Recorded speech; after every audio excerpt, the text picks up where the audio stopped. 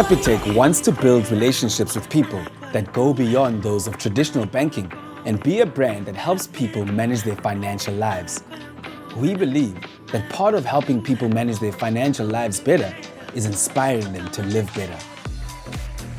To pioneer a movement of like-minded people, thinkers and doers that aspire to live better, we launched our Live Better Talks platform, which allows us to connect and engage with other like-minded South Africans on their journey to living better. You can engage with renowned experts on various industry topics to equip you with some essential skills and tools, which will give you the edge in building your career and brand.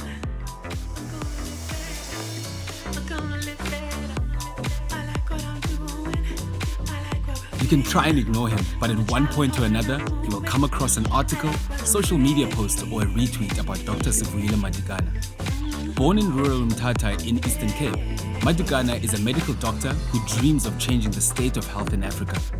With past roles such as being the policy advisor for UN Women, Sivuyile is well on his way to realizing his dream of being a global digital health innovator.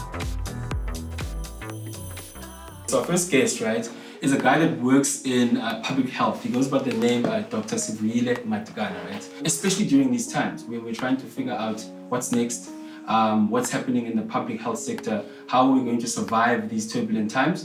I think it really just comes down to figuring out and finding the right people that are going to help us through that. So he's going to be chatting with us. Brother Lloyd. How are you, man? I'm well, thank you. How are you doing? I'm cool, bro. Thank you so much for joining us. I'd like to gain an understanding and a better understanding. If I'm sitting at home right now watching this, is how does public health affect me every day?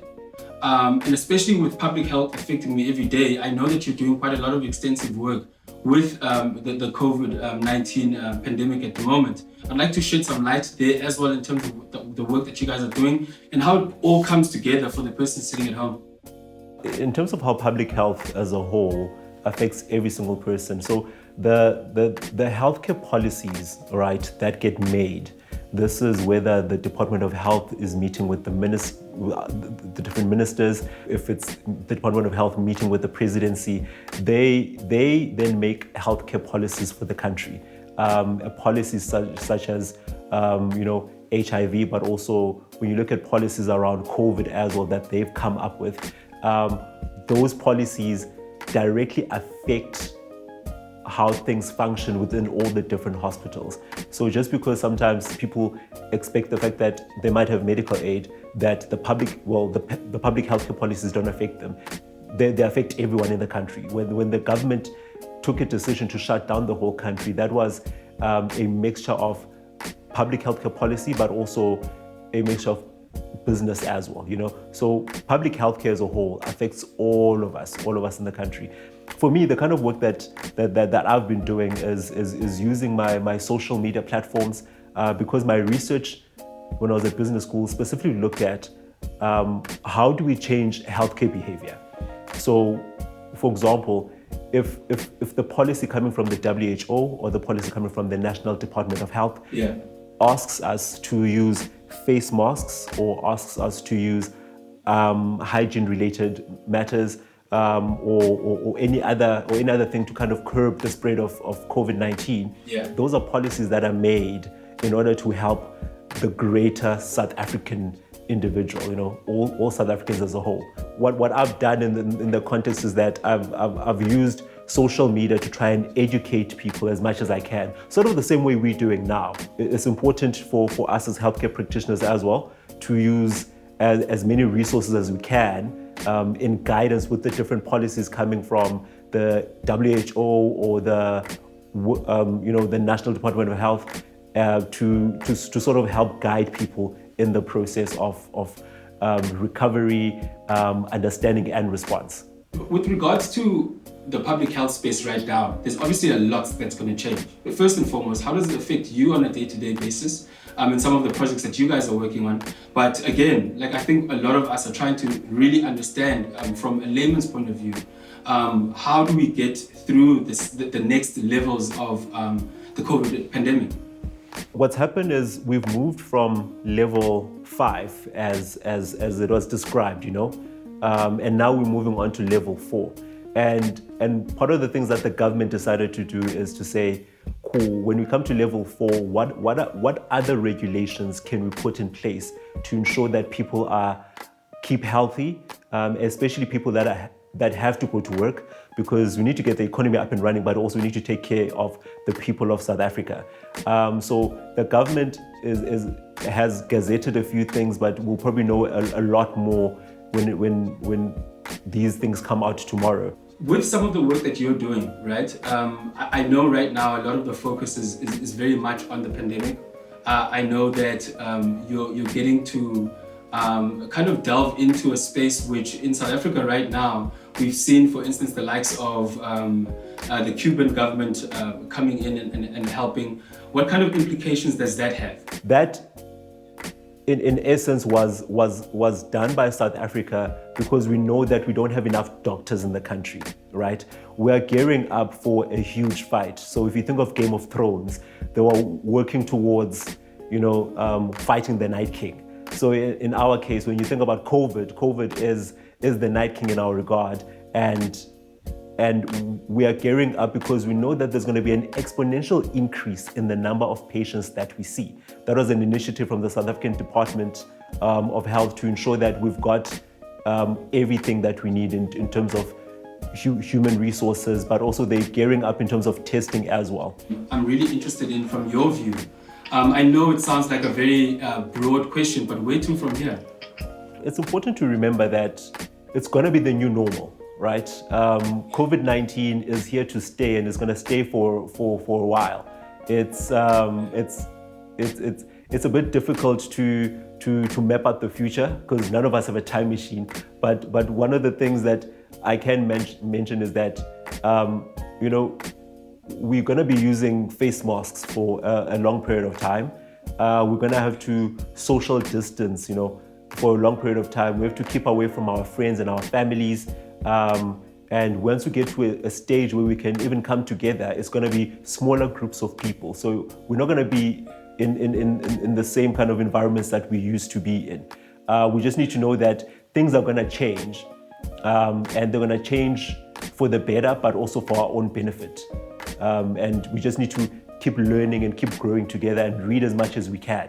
Just one more thing I want to mention. One of the projects that we've been working on lately is Telehealth Care, right? So instead of you going into a doctor's office, it's more prudent as a person to pick up the phone or even use the internet to dial into a doctor and you can speak to a doctor virtually instead of physically being there. That also protects you as a person from catching COVID. And that's something that we've been doing at AR Consulting to kind of curb what COVID has done in this situation. So telehealth care is the next future. Thank you so much for your time. Thank you for dressing up for us this evening, and also just and sharing all of your insights through these turbulent times. It's a pleasure to be on Live Better Talks. I think it's an inspiring platform for young people, for young pioneers, and thank you for taking the initiative to do what you do as well. Thank you very much, bro. Thank you very much.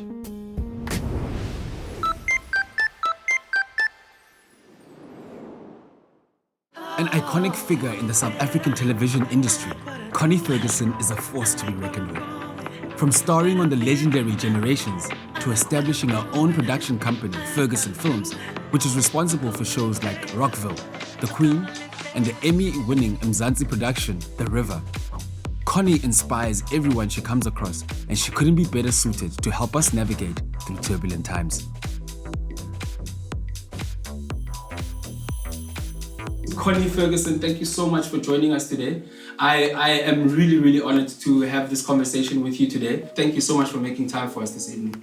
Oh, thank you so much for having me, and you're absolutely welcome. I know that a lot of people, obviously, your life is very, very well documented. I think you've done amazing work across the years. Please, can you tell us a little bit about who this Connie Ferguson is?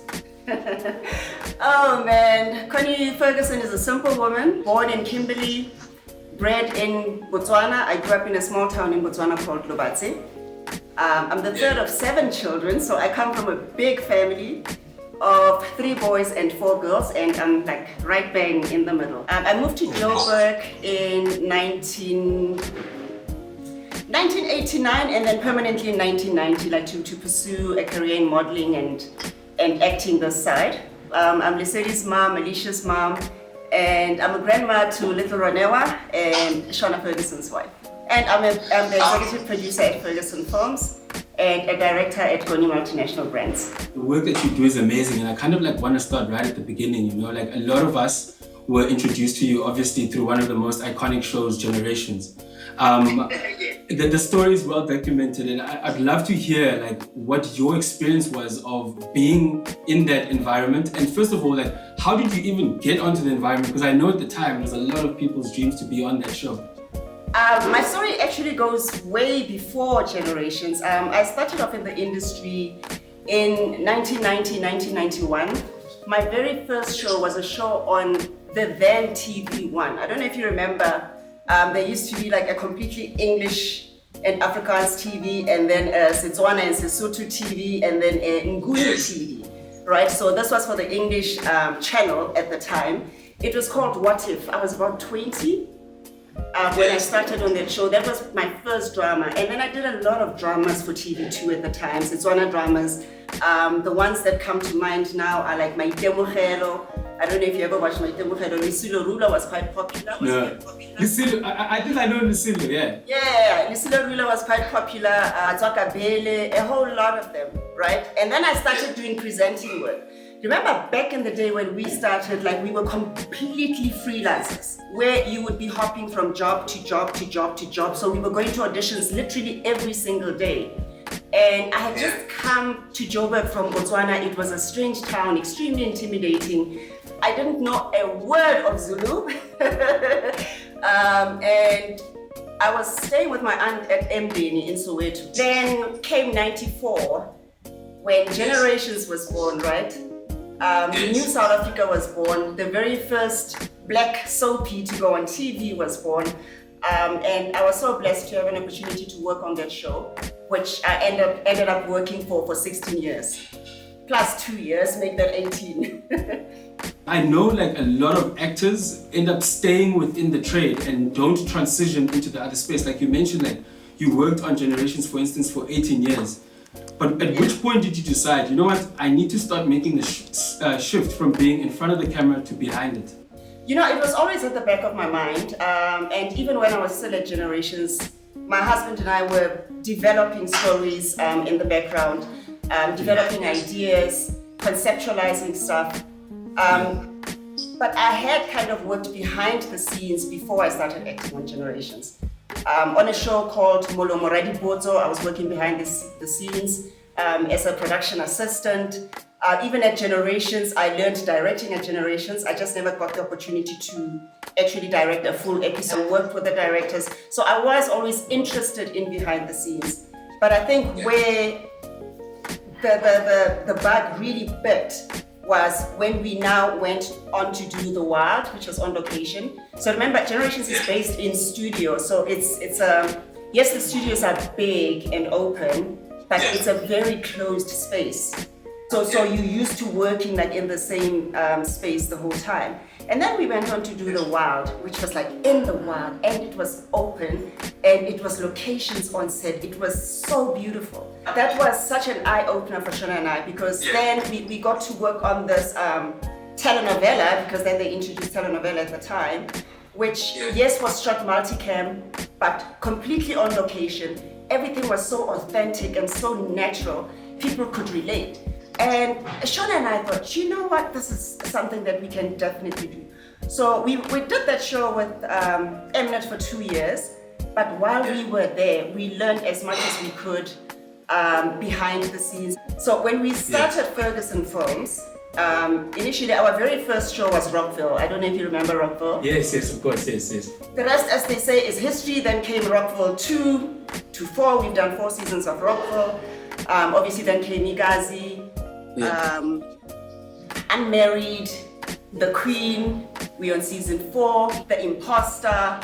Yeah, so we've been very blessed to produce a couple of dramas, and obviously now have a long-running telenovela. Our theme today is surviving and kind of like navigating through turbulent times.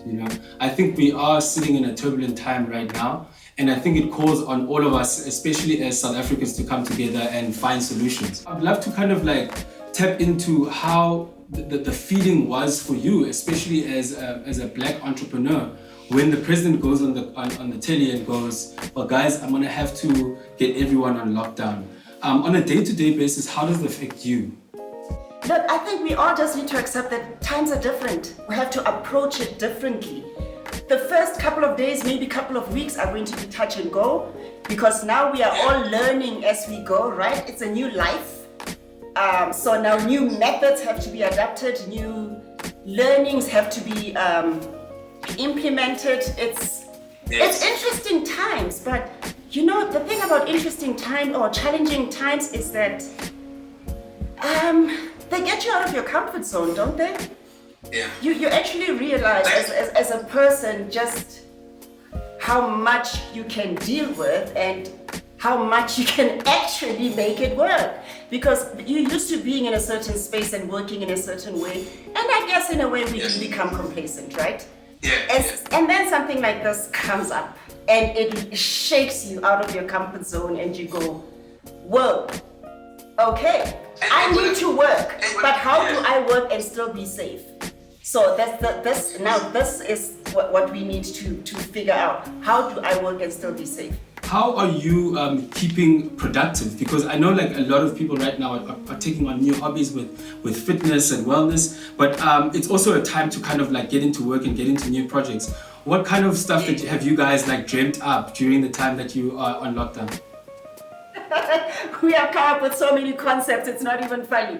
Now, the sad thing is, when are we going to be able to shoot those concepts freely and as creatively as we possibly can without too many limitations?